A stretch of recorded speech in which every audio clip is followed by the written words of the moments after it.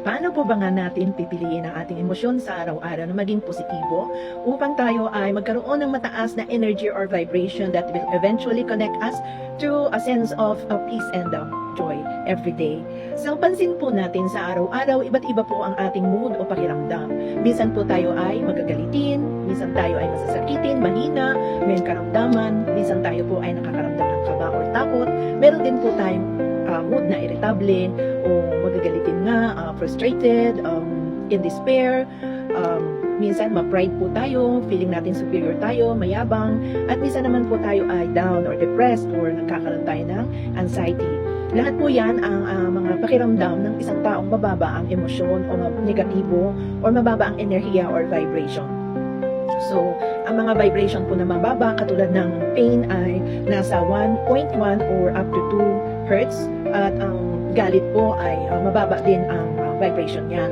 So, paano po tayo magpo-convert ng ating mga sarili into higher emotions or positive emotions?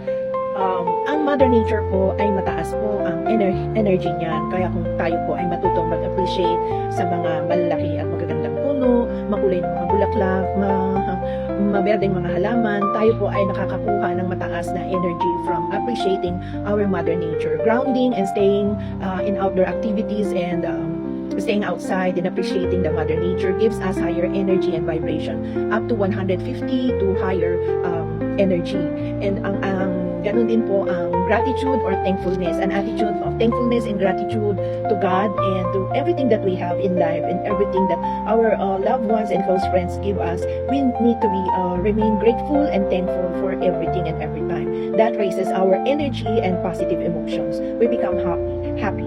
And also, universal love, ang pag-ibig at pagmamahal ay napakaganda pong enerhiya na papalakas ng ating emotions or positive energy. Ang love po ay nasa 205 hertz and higher. At the same time ay ang kaligayahan or joy. We choose to smile, we choose to laugh, we choose to think of funny and happy things. So yan po, and also yan ang commandment ni God na love God above all, love your neighbor as you love yourself. And most of all, self-love is also a positive energy. If we admire ourselves, take care of ourselves, love ourselves the same way that we love our family, our neighbors, and our relatives, that's also a positive emotion and high energy. So for us to remain in good vibration and high energy, we choose to also be thankful in everyday miracle that God gives us. Ang isipin lang po natin kung ang mga planeta ay hindi nagkakabanggaan sa araw-araw at ang buwan at ang araw ay hindi nagkakaniig ng matagal, yan po ay miracle na. For us to wake up with a good breathing system, circulatory system, excretory system, and all the systems in our physical body are functioning very well. That's a miracle coming from God. So we should also believe that God makes miracle every day as He listens to our prayers. Sabi nga po sa Biblia, if you believe you receive what you ask for, you will have it. That's faith. So kung nagkakaroon po tayo ng pananampalataya sa mga himala ng Diyos sa araw-araw, tumataas po ang ating energy at ang ating emotion. And actually, if we believe in the perfect miracle of God, that is equivalent to 528 hertz of energy and vibration, and that can activate our DNA and repair starts and healing starts in our body. So keep believing in miracles of God. And all you need to do is to raise your vibration, energy, and positive emotion is to feel a high energy, vibrate higher, and elevate our emotions, choose positive emotions. Wag po tayong magagalitin, wag po tayong maging malungkutin, problemado, at parating naiinggit, nagagalit, irritable, o naninisi. Bagkus tayo po ay patuloy na keep on smiling, even no one is looking at us, just keep smiling, face exercise na rin na mag-smile, and choose to smile every hour. Smile, smile, smile, as if it's for our own good. Also, choose to laugh. Whenever there's something funny, don't hesitate to laugh out loud and laugh yourself out.